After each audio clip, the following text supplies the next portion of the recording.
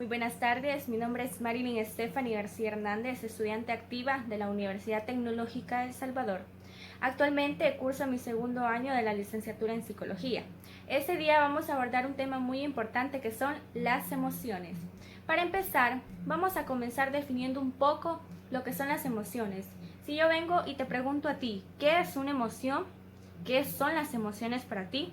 Creo que tendrías una respuesta un poco vana. Así que vamos a comenzar definiendo un poco lo que son las emociones.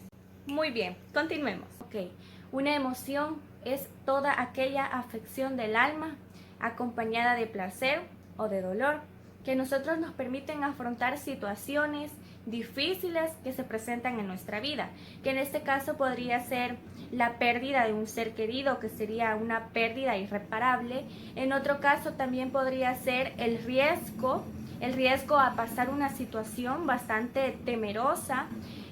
También podría ser la formación de una familia. Son situaciones que llegan a nuestra vida y se nos presentan de diversas formas.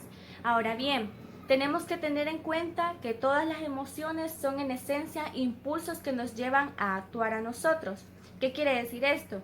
Que cuando nos llevan a actuar, nosotros hablamos de reacciones. Son esas reacciones que nosotros tenemos al recibir una emoción, al recibir una noticia, que en este caso sería, si llegan a ti y te dicen,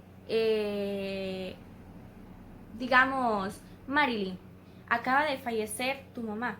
Mi emoción en ese momento va a ser llena de tristeza, aparte que viene acompañada de una reacción, que esa reacción no sabemos cómo sería, porque todas las personas reaccionamos de diferente manera. En este caso podría ser de que yo reaccionara de una manera enojada, de una manera triste, e incluso podría llegar hasta desmayarme de la impresión de la noticia que he recibido.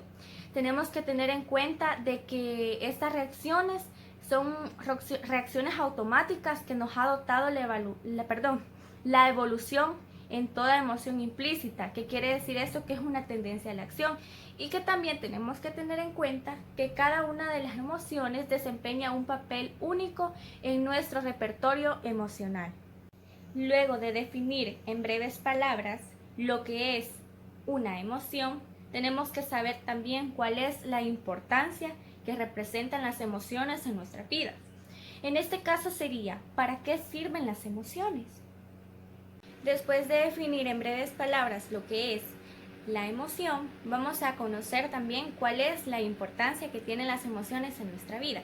Ok, primeramente tenemos que tener muy presente la importancia que estas tienen en nuestra vida, ya que cada una de ellas están presentes en nuestro diario vivir para que nosotros vayamos desarrollando y saber cómo nosotros podamos determinar cada uno de los factores y aprender también a diferenciar las funciones que las emociones tienen.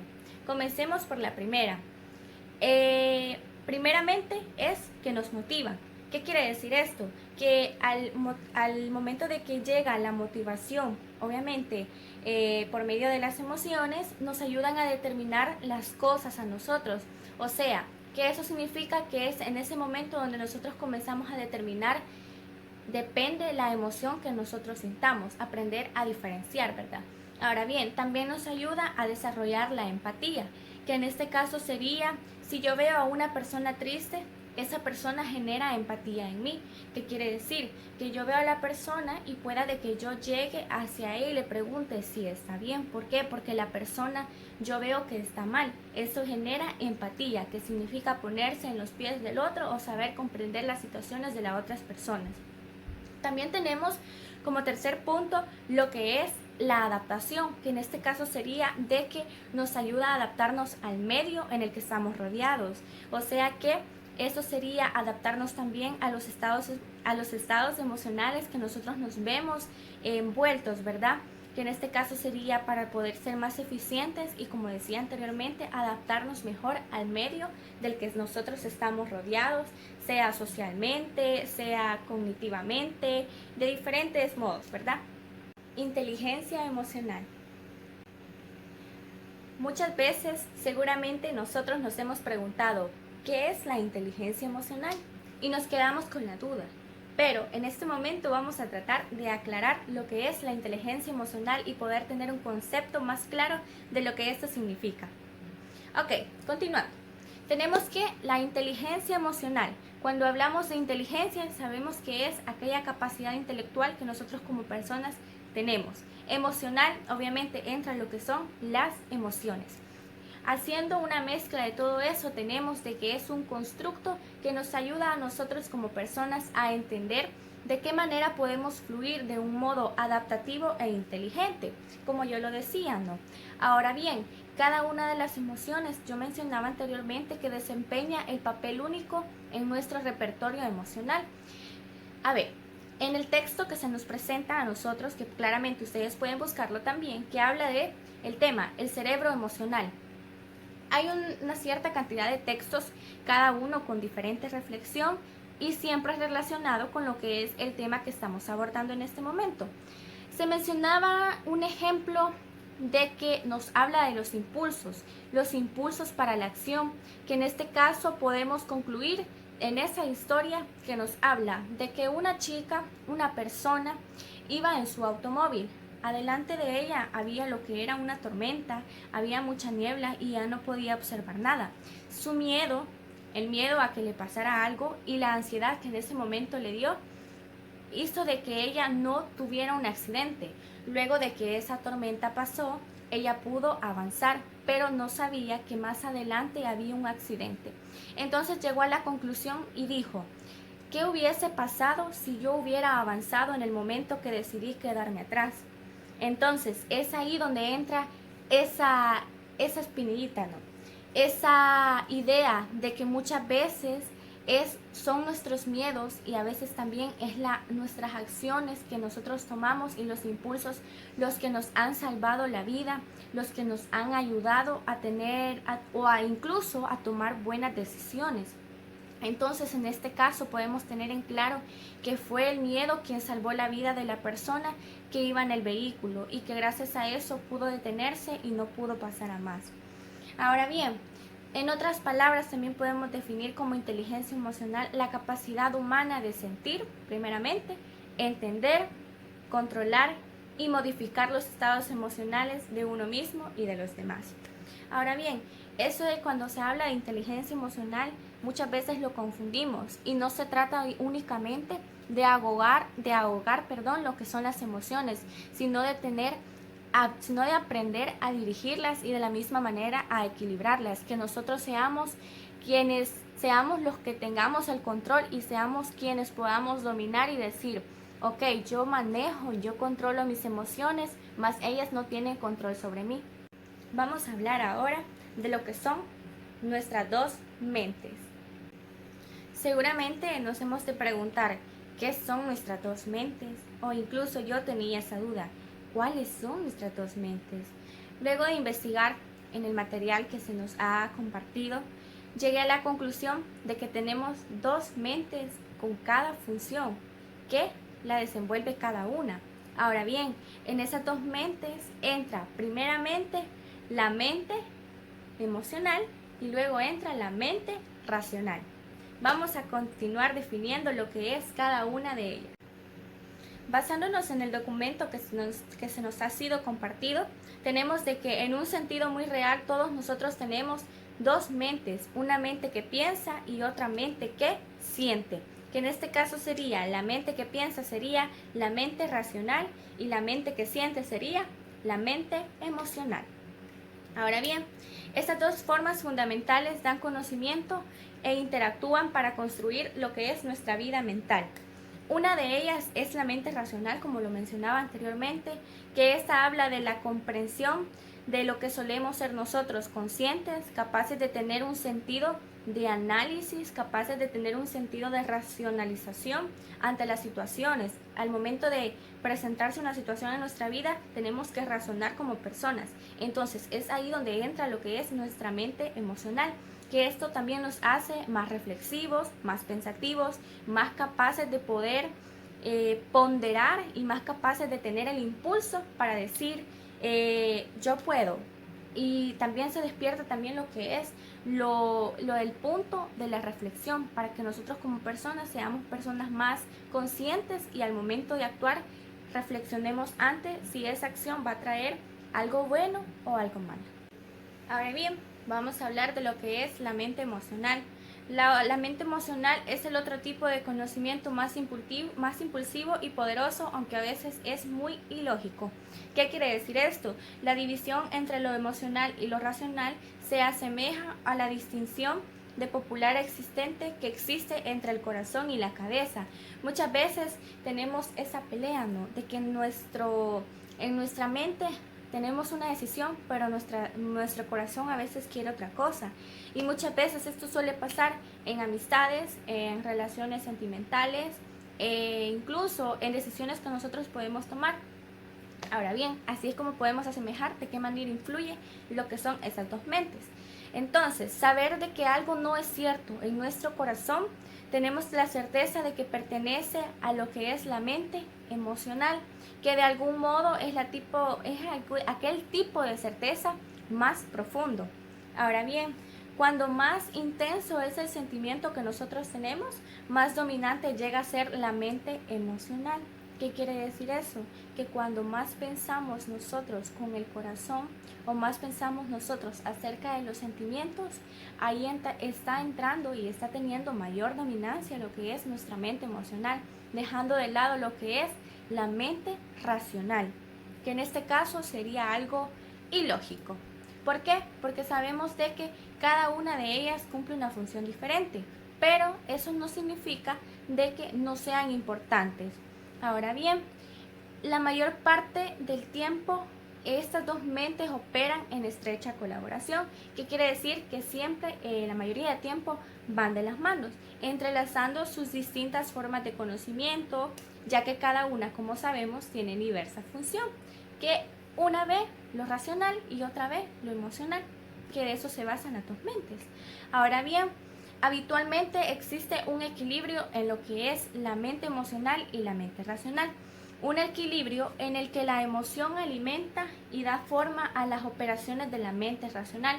Es por eso que siempre van de la mano, porque tenemos que tener en cuenta que la emoción alimenta a la mente racional y la mente racional a veces censura lo que es las entradas procedentes de las emociones. Ahora vamos a tocar un punto muy importante que es la neuropsicología de las emociones. Ahora bien, para comprender mejor el gran poder que las emociones tienen sobre nosotros y sobre la mente pensante y la causa del conflicto que existe entre el sentimiento y la razón, debemos tener en cuenta la forma en que el cerebro ha evolucionado, teniendo en cuenta que ha ido creciendo de abajo hacia arriba. Como sabemos, el cerebro es aquel centro donde nosotros tenemos todas las funciones, tenemos aquellos donde se pueden desenvolver aquellas funciones cerebrales, donde tenemos diferentes partes, que en este caso podemos identificar de qué manera está relacionado el cerebro con lo que son las emociones. Ahora bien, la región más primitiva del cerebro tenemos que tener en cuenta que es el tallo encefálico, que se encuentra en la parte superior de la médula espinal. Ya les voy a enseñar una imagen para que vayamos comprendiendo lo que es y cuáles son las partes que está formado este. Ahora bien, antes que nada, tenemos que tener en cuenta de que hay un sistema muy importante que está relacionado con las emociones, que en este caso sería el sistema límbico. El sistema límbico es aquel que está relacionado y que tiene que ver con todo lo que son las emociones. Ahorita explicamos lo que es el sistema límbico, cuáles son sus partes y cuáles son sus funciones. Ok, acá tenemos una pequeña ilustración de lo que es la estructura del sistema límbico, ¿verdad? Entonces, acá tenemos en sus diversas partes, primeramente tenemos el fórnix, luego tenemos el hipocampo, tenemos los cuerpos mamilares, tenemos la amígdala, que es de gran importancia, luego les explico por qué. Luego tenemos el hipotálamo, tenemos el bulbo olfatorio, también tenemos el septo, el giro cingulado y el fornix. Entonces, esta es una pequeña ilustración de cómo está formado lo que es el sistema límbico. Hablando más a fondo de lo que son las funciones que posee el sistema límbico, vamos a comenzar hablando del hipocampo. ¿Qué es el hipocampo? Primeramente tenemos que saber que es una estructura del prosencéfalo que está situada en nuestro lóbulo temporal, que se caracteriza por tener la forma de un caballito de mar, que en este caso sería este, que podemos observar aquí, acá, justamente acá. En la ilustración no tiene la forma de un caballito de mar porque no puedo dibujar, pero se hizo lo que se puede. Continuando con el tema, nosotros tenemos que tener en cuenta que el hipocampo es una parte esencial del sistema límbico. ¿Por qué? Porque sin él nosotros no podríamos tener una identidad, puesto que es una área esencial para nosotros y que esto nos permite tener un buen funcionamiento de nuestra memoria. ¿Qué quiere decir esto?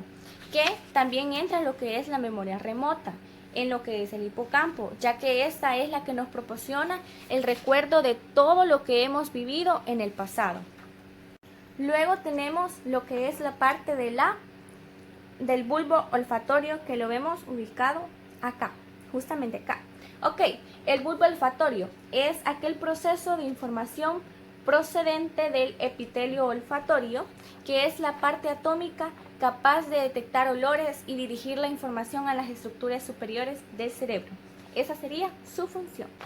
Luego tenemos lo que es el septo, o también conocida como área septal, que en este caso sería aquella que participa en la inhibición del sistema límbico, que además aparece para intervenir y para relacionar de la memoria lo que es la motivación, la emoción y el estado de alerta. Como otra estructura del sistema límbico muy importante, tenemos lo que es el fornix.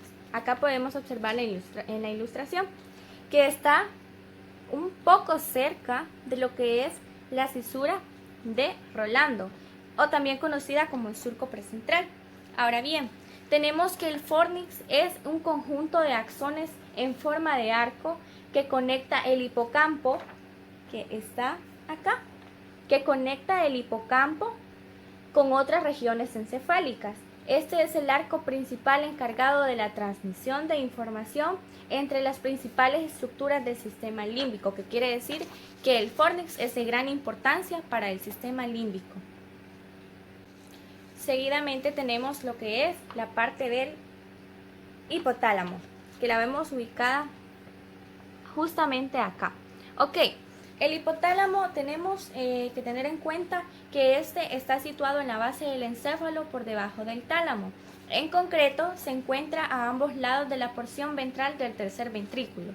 Esta se encarga de organizar las conductas más importantes ligadas a la supervivencia, que en este caso están la lucha, la alimentación, la huida y la reproducción. Como otra estructura también importante del sistema límbico tenemos lo que son los cuerpos mamiliares, que los vemos ubicados acá, justamente acá. Entonces tenemos de que los cuerpos mamiliares son una profusión del fondo del encéfalo, que quiere decir que este está en el extremo posterior del hipotálamo.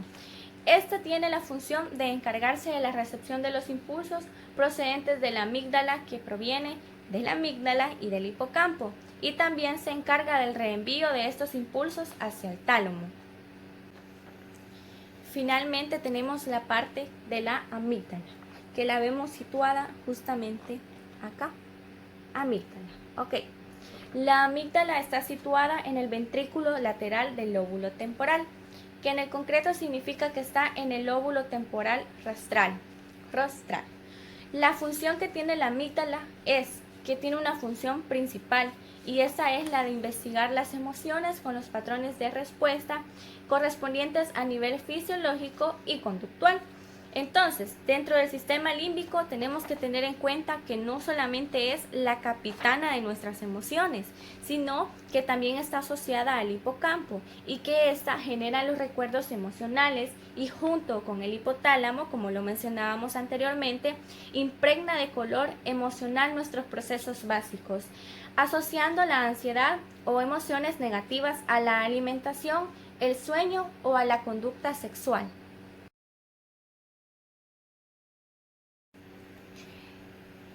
Luego de concluir con lo que es el tema de abordado de las emociones, voy a tocar un punto muy importante que ha sido los resultados que yo obtuve al realizar mi test de inteligencia emocional. Ok, eh, hay tres factores ahí, ¿verdad? Que tocan la atención, la claridad y la reparación. Entonces, pues resulta de que en atención yo tengo más de 40. ¿Esto qué quiere decir? Que debo mejorar mi atención, que porque lo normal es menos de 40, ¿verdad? Entonces, como yo me identifico, es de que debo mejorar mi atención, ya que presto demasiada atención a las cosas y no puedo expresar tampoco mis sentimientos, no soy muy clara con eso. Entonces, esto yo lo podría considerar como una debilidad porque quieras o no, me afecta al no saber identificar mis sentimientos y a tener que ese pequeño defecto, ¿no? De pensar mucho en las cosas y tener el pequeño defecto también de darle vueltas y vueltas a los asuntos. Entonces todo eso, quieras o no, me afecta de manera personal y yo lo consideraría como una debilidad para mí.